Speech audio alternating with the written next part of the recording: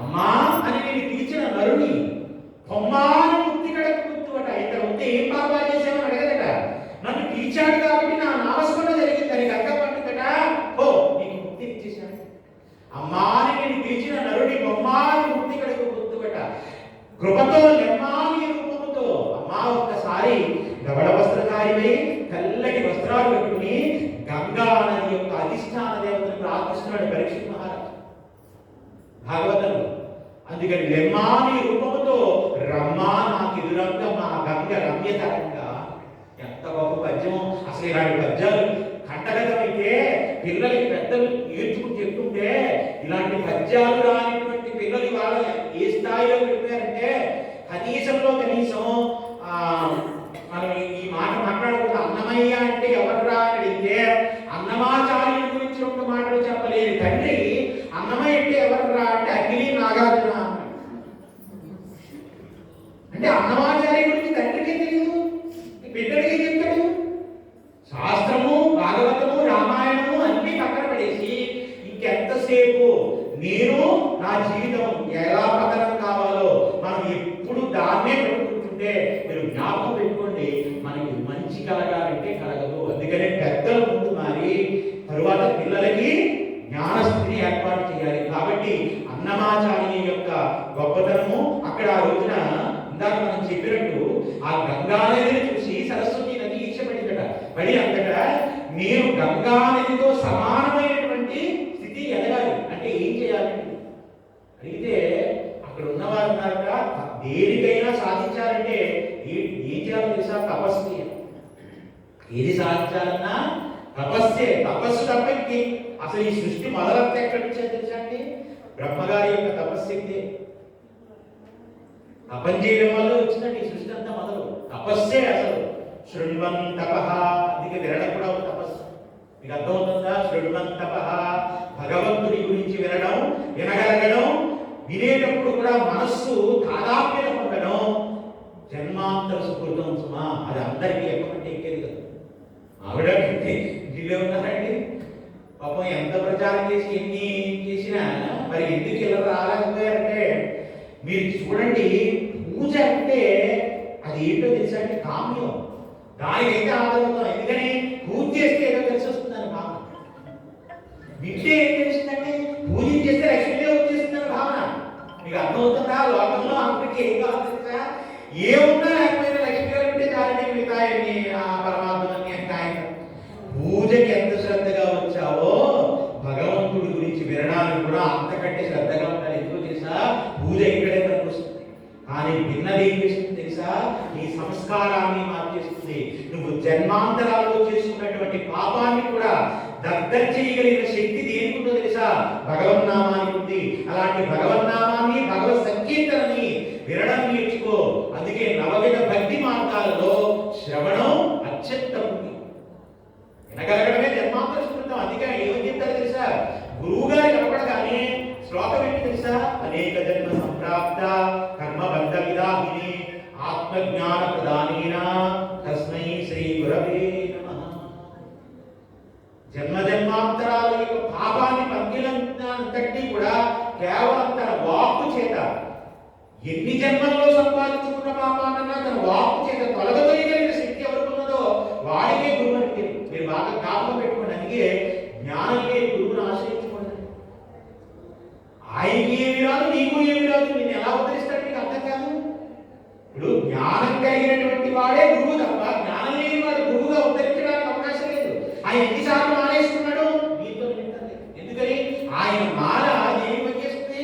ఆయన శరీర ఉత్తరణ పనిచేస్తుంది తప్ప జ్ఞానం కలగని గురువుని మీరు ఎన్ని రోజులు సేవిస్తే మీకు జ్ఞానం అందిస్తాడు నాకు చెప్పండి. అందుకే గురువుని ఎన్నుకునేటప్పుడు కూడా ఎవరు ఎన్నుకోవాలి తెలుసా? ఇక మళ్ళీ పుట్టవలసిన అవసరం లేని స్థితికి నిన్ను నిలబెట్టగలిగినటువంటి స్థితి ఏ గురువు యొక్క వాక్కు చేత నీకు వస్తుందో అలాంటి గురువుని ఎన్ని నమస్కారం ఉండాలి. అందుకే నగురోరధికంతత్వం నగురోరధికంతపః తత్వ జ్ఞానాపరం నాస్తి తస్మై శ్రీ గురవే నమః. సరే, ఇప్పుడు తపస్సు చేయడం ప్రారంభం చేసింది ఎవరు? సరస్వతి. తపస్సు చేయడం ప్రారంభిస్తే గంగ కంటే గొప్పతనం కావాలని ప్రారంభం చేసిందండి తపస్సు. కానీ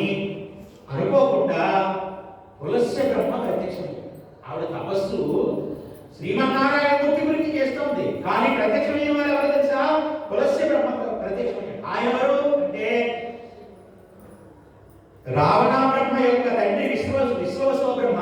విశ్వవసో బ్రహ్మ యొక్క తండ్రి పులస్య బ్రహ్మ. అంటే ఆయన సాక్షాత్తు బ్రహ్మమానస పుత్రుడు అన్నమాట. మీకు అర్థమవుతుందా? అంటే రావణాసుని యొక్క తాతగారు బ్రహ్మ యొక్క మానసపుత్రుడు. బ్రహ్మలో నుంచి మనస్సులో నుంచి బయటకు వచ్చినటువంటి వాడు. ఎంత మహాజ్ఞానం ఏంటంటే ఆయన ప్రత్యక్షమై అన్నాడు, గంగ మూడు లోకాలని పరమ పవిత్రం చేయగలిగినటువంటి త్రిమూర్తుల యొక్క స్పర్శ కలిగినటువంటి గంగ యొక్క పవిత్రత నువ్వు తపస్సు చేసినా సాధించాలి. కాబట్టి నువ్వు తపస్సు చేయడం కానీ ముందు నీకు ఉన్న స్థితి నుంచి ఉన్నత స్థితికి ఎలా వెళ్తావో అది నేర్చుకో. నువ్వు తపస్సు చేస్తున్నానన్న వంకతో మహాత్ములు వచ్చినా లేచి నిలబడ్డం కానీ నమస్కారం చేయడం కానీ చెయ్యలేదు. మీరు వాళ్ళు జ్ఞాపకం పెట్టుకో. అహంకారం ఏం చేస్తుంది తెలుసా? నాకు అన్నీ తెలిసినంత అహంకారం ఎదుటి వాళ్ళకి నమస్కారం చేయడానికి మనస్సు ఒప్పదు. ఈ లోకంలో చూడండి, ఎన్ని తెలిసినా మీరు బాగా జ్ఞాపకం పెట్టుకోండి. ఇలా చెయ్యి, ఇలా నమస్కారం చేయడం, ఇలా వంచడం మీకు తెలిసిందనుకోండి, మీరు ఉద్ధరింపబడతారు. మీకు ఎవరికి నమస్కారం చేయడం ఇష్టం ఉండదు అనుకోండి, నాకు అన్నీ తెలిసి అనుకుంటారు అనుకోండి, అది మీ పతనానికి గుర్తు. అందుకని జ్ఞాపకం మీరు బాగా ఈ అహం ఎవరైతే పక్కన తొలగదోసి లోపల ఉండేటువంటి సంస్కారాన్ని చూసి నమస్కరింపగలుగుతాడో వాడి మహాజ్ఞాని.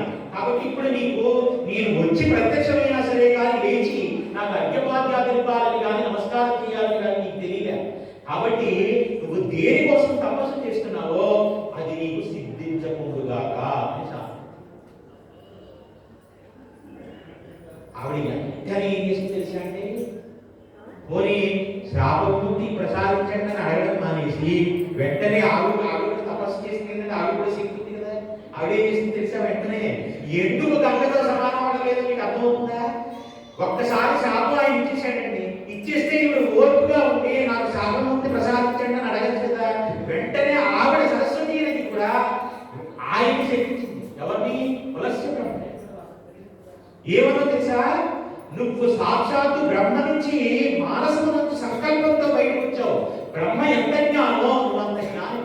కానీ నీకు రాబోయేటువంటి సంతానం అంటే నీ మనవలు మాత్రం రాక్షసాంశ సంభూతులై పుడతారు. వాళ్ళకి యుక్తాయుక్త విచక్షణ జ్ఞానం ఉండదు. వాళ్ళు కామంతో ఉంటారు సుమా అని శపించింది. అందుకే రావణాసుడు. మీకు అర్థమవుతుందా? అందుకని అయిపోయింది. మనకు 10 నిమిషాల్లో మనం పూర్తి చేసాం.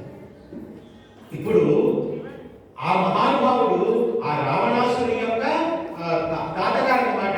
ఇప్పుడు ఆయన శాపం విడిచిపెట్టిన వెంటనే చూసి అన్నాడు, నీకు నేను గంగతో సమానమైన స్థితి కలగదన్నానే తప్ప నేను శపించినట్టు కాదు. కానీ నేను చెప్తున్నటువంటి ఒక విషయం మాత్రం బాగా జ్ఞాపకం పెట్టుకో. నువ్వు మళ్ళీ తపస్సు చేయి. నాకు మాత్రం శాపవిమోచనం అని అడిగితే ఏమని చెప్పారు తెలుసా? నీకు కాముకమైనటువంటి మనవలు పుడతారు, కానీ ఆ మనవలతో సహా ఒక మహాభక్తుడైనటువంటి మనవలు పుడతాడు. ఆయన వల్ల లంకానగరం అంతా పరిపాలింపబడుతుంది, గొప్ప ఖ్యాతి పుడుతుంది అని చెప్పింది. అందుకే విభీషణుడు పుట్టుకొచ్చింది. అంటే రావణాసుడు పుట్టినా మళ్ళీ వెంటనే ఒక మహాభక్తుడు పుట్టాడంటే కారణం ఏంటి తెలుసా? సరస్వతి నది ఇచ్చినటువంటి శాపవిమోచనం అన్నమాట విభీషణుడు. సరే, ఇప్పుడు ఇది జరిగిన తర్వాత మళ్ళీ ఆవిడ తపస్సు చేయడం మొదలైంది. శ్రీమన్నారాయణ ఈసారి సరస్వతి, నాకు గంగతో సమానమైన స్థానం కావాలి. శ్రీమన్నారాయణ మూర్తి కూడా ఏమన్నా తెలుసా? త్రిమూర్తుల యొక్క స్పర్శ లోకంలో ఇంకా ఏ నదికి లేదు, ఒక్క గంగమ్మకి. ఆవిడ త్రిపదగా 3 లోకాలను ప్రవేశిస్తుంది. గంగతో సమానమైన స్థితి ఇంకా ఈ లోకంలో ఎవరికి లేదు. బాగా కారణం పెట్టుకుంది గంగ అంత ప్రబోధం. ఇప్పుడు నువ్వు తపస్సు చేశావు, కానీ నీకు ఇంకొక వరం ఇస్తాను. ఏంటో తెలుసా? గంగ ఎంత పరమ పవిత్రమో పుష్కరిణులన్నింటిలోకి పరమ పవిత్రమైనటువంటి స్వామి పుష్కరిణిగా నిన్ను కలియుగంలో నేను అనుగ్రహిస్తాను. నీలో స్నానం చేస్తే గంగలో స్నానం చేసిన వాడు ఎలాంటి ఫలాన్ని పొందుతాడో, వెంకటాచల రాబోయేటువంటి కలియుగంలో వెంకటాచలం వచ్చిన ప్రతి ఒక్కళ్ళు కూడా స్వామి పుష్కరిణిలో స్నానం చేస్తే కాశీ వెళ్ళి మణికర్ణికా ఘాట్లో గంగా స్నానం చేసిన వాడికి ఎలాంటి ఫలం కలుగుతుందో, వెంకటాచలంలో స్వామి పుష్కరిణి స్నానం చేసినటువంటి వారికి అంత గొప్ప స్థితి కలుగుతుందని మహానుభావుడు ఆ రోజున సరస్వతి నదికి వరణించాడు. కాబట్టి ఇప్పుడు ఆ స్వామి పుష్కరిణి ఎవరు? సాక్షాత్తు సరస్వతీ నది అంతర్వాహిగా ప్రవహిస్తున్నటువంటి సరస్వతీ నదిని చూడాలంటే వెంకటాచలంలో స్వామి పుష్కరంలో స్నానం చేసి అప్పుడు వెంకటాచలపతి యొక్క దర్శనం తీసుకోమని సనాతన ధర్మం చెబుతోంది. మీరు ఒక్కటి జ్ఞాపకం పెట్టుకోండి, నా ప్రవచనం పూర్తి చేసేటప్పుడు ఒక మాట చెప్తాను. లోకంలో అన్నిటికంటే గొప్పతనము అమ్మ అన్న పిలువే. అమ్మ లేకుంటే, అమ్మ దయ లేకుంటే అన్నీ ఉన్నట్టే, అమ్మ దయ లేకుంటే ఎన్నున్నా లేనట్టే.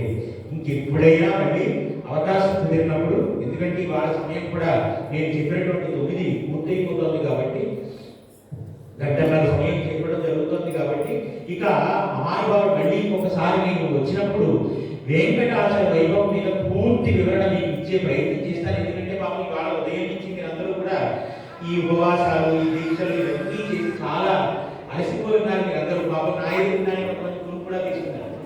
అందుకని ఇక మీ అందరికీ ఒక జ్ఞాపకం ఏంటంటే, అమ్మని గౌరవించండి, అమ్మని అమ్మా అని పిలవండి, అమ్మ ఆయుష్ని వృద్ధి చేసుకోండి. అమ్మ ఎంతకాలం ఉంటే అంతకాలం మీరు ఐశ్వర్యవంతులు, ధనవంతులతో సమానము.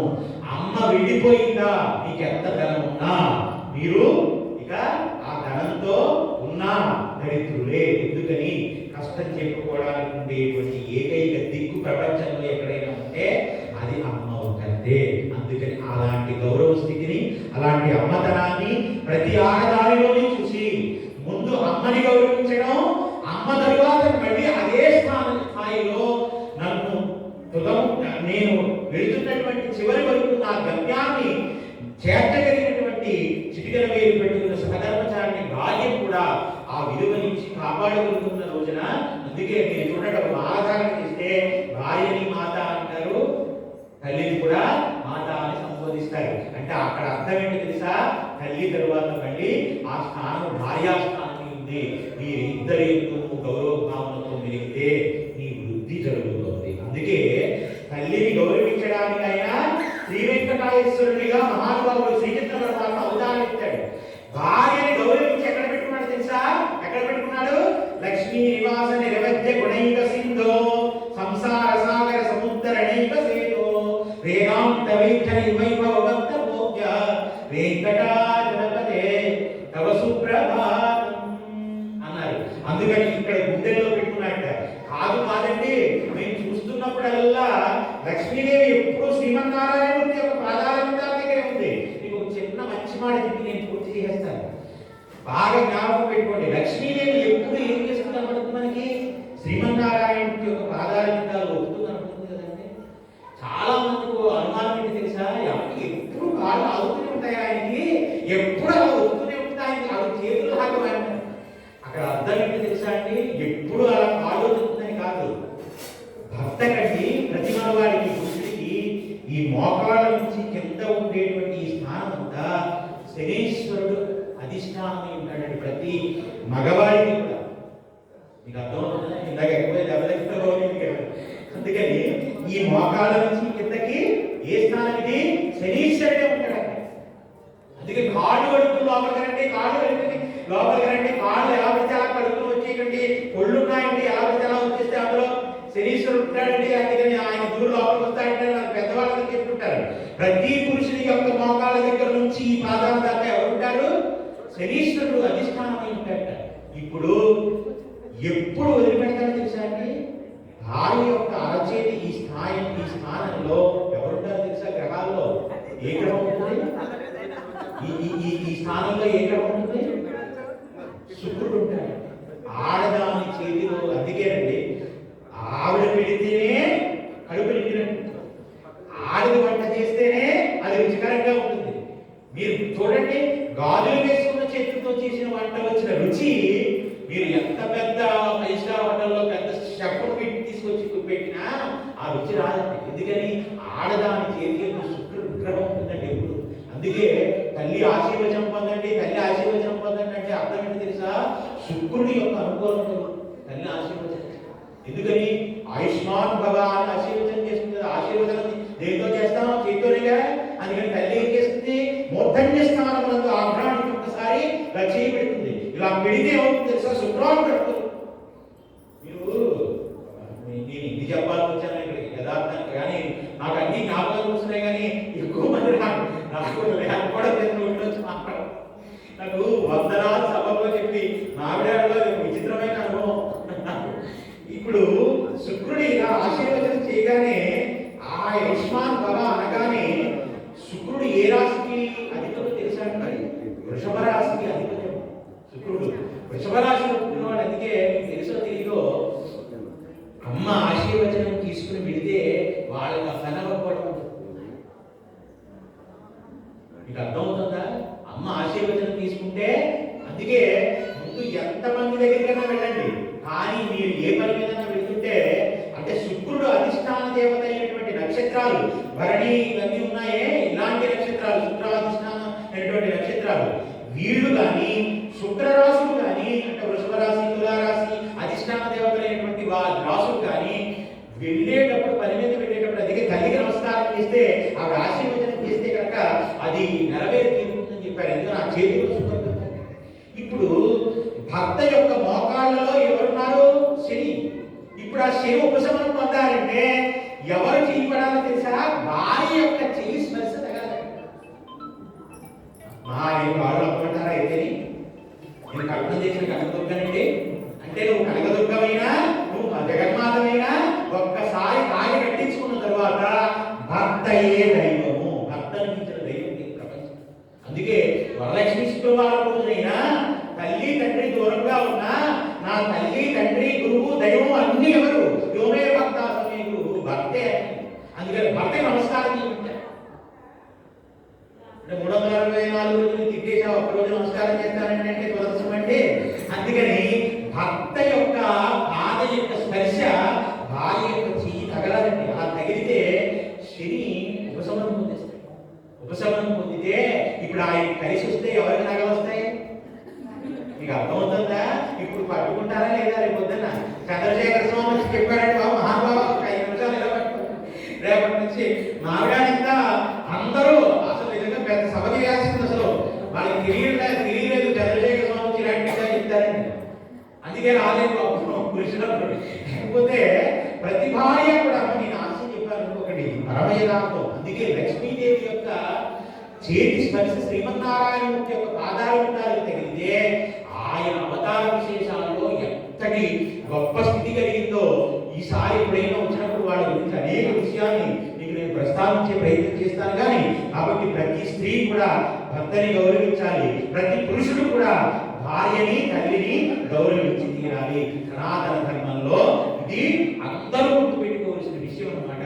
అందుకని ఎప్పుడు ఆవిడ ఆ పాదాల దగ్గరే ఉంది అంటే అర్థం, ఏ పురుషుడికైతే కనుక ఐశ్వర్యం కావాలని భార్య కోరుకుంటుందో ఆ పురుషుడికి తండ్రిగా గురువుగా భావించి ఆ స్త్రీ ఎప్పుడూ కూడా సపర్య చేస్తూ భర్తని దైవంగా భావిస్తూ నమస్కరిస్తున్నటువంటి భార్య ఎక్కడ నడియాడుతుందో ఆ ఇల్లే గృహము, ఆవిడే గృహలక్ష్మి.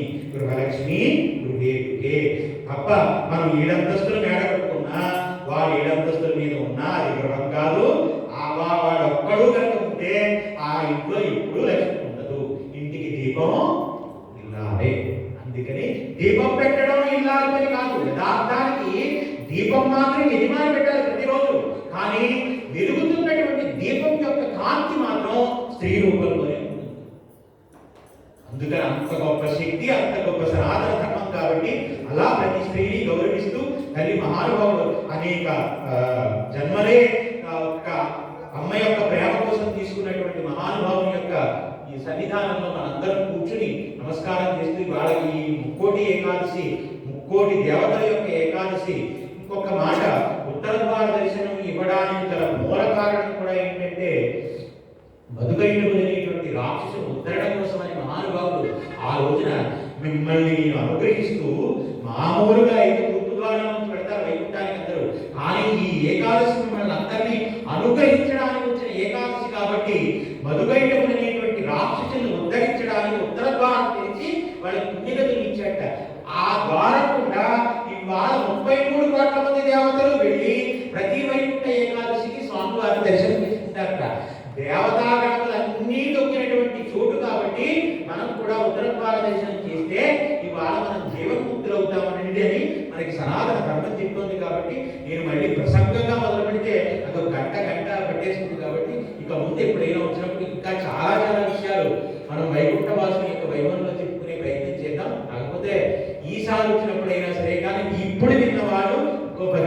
చెప్పి మనకి భాగవత కార్యక్రమం జరుగుతుందంటే 10 మంది నిండుగా ఉంటే ఆ వినడానికి చెప్పేవాడికి కూడా ఒక ఆనందం సంతోషం. కాబట్టి ఇంత వ్యయప్రయాసాలకు వచ్చి నన్ను ఎక్కడో ఈ హైదరాబాద్లో కార్యక్రమం చేయాలని నేను అనుకోకుండా మీ వెంకటేశ్వర స్వామి వారు నన్ను తీసుకొచ్చారు ఇక్కడికి. ఇది మామూలు విషయం కాదండి. ఇక్కడ ఉండేటువంటి స్వామి వారిని చూస్తే మాకేమనిపించింది తెలుసా, నేను తిరుమల వెళ్ళి దర్శనం చేశాను అనుకుంటే అంత గొప్ప స్వామి నిజంగా.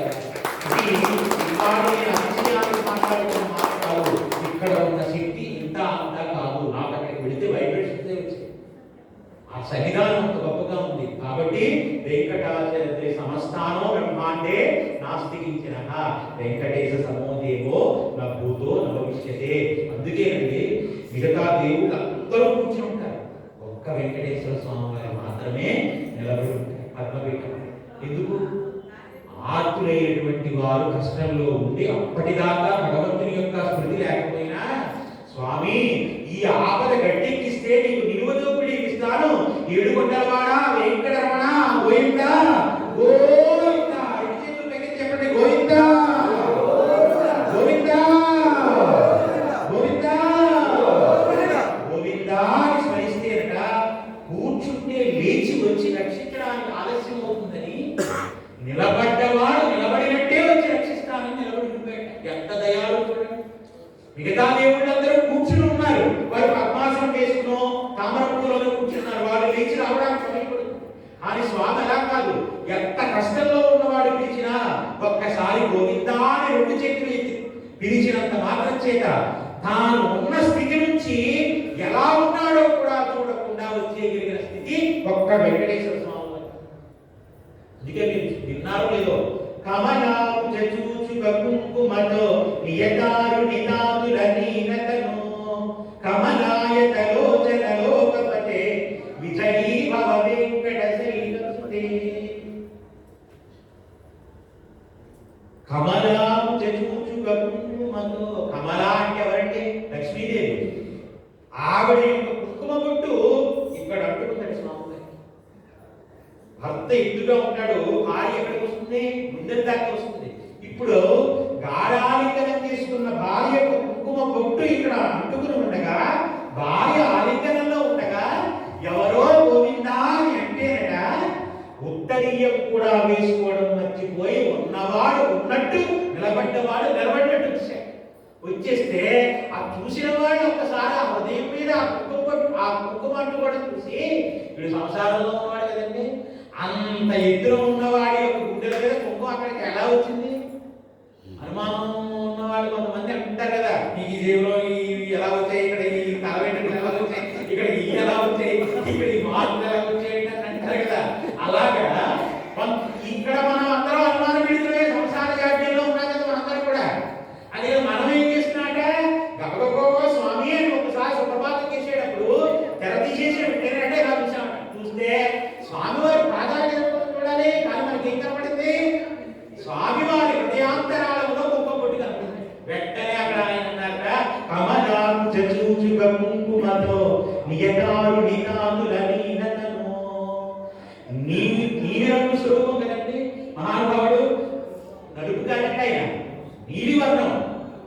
జలధర దేవుడు నాజాను జతిర్బాహు సరసీరు హక్షు విశాలము జారుగదాశంక చక్రపద్మ విలాసుకంట కౌస్తోమణి కాంతిమాన్ కమనీయ కటిసూత్ర కంకణ కేయూర శ్రీవత్సలాంకలాంకిత విహారి మరుకుండల ప్రభావిత ఉత్తర రాటు వైడూర్య మణిగణ వరకి నీటు బాలు పూర్ణేటు రుచిజాలు భక్తలోకమాలు సుగుణాలవాలు కృపావిశాలు చూచి తిరకించి పొలకించి చోద్యముంది ఉప్పు జలరేపు వసుదేవుడు ఉచ్చరించి అంటాడు శ్రీమన్నారాయణ ప్రత్యక్షమైతే పాత్ర గారు భగవంతుడు. అంత గొప్ప స్వరూపం. శాంతాకారం భుజగశయనం పద్మనాభం సురేషం విశ్వాధారం గగన సదృశం. గగనం ఎలా ఉంది? ఆకాశం నీలి రంగులో ఉంటుంది కదా, ఆ వర్ణంలో ఉంటాయట మహానుభావుడు.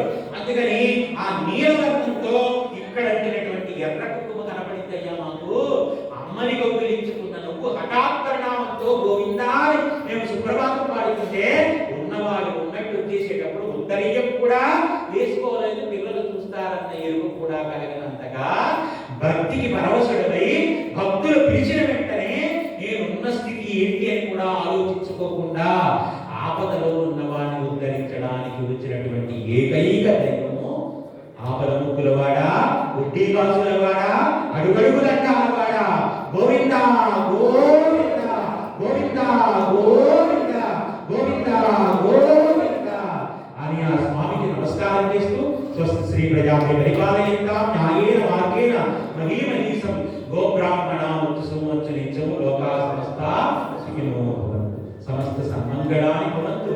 హరి ఓం స్వస్తి.